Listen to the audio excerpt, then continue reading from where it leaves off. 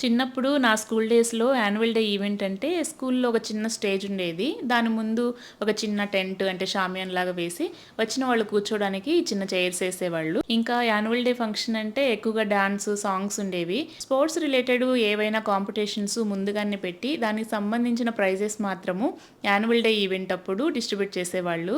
ఇక నేనైతే నా స్కూల్ డేస్‌లో ప్రతి దాంట్లో పార్టిసిపేట్ చేసి ప్రైజ్ తెచ్చుకునేదాన్ని.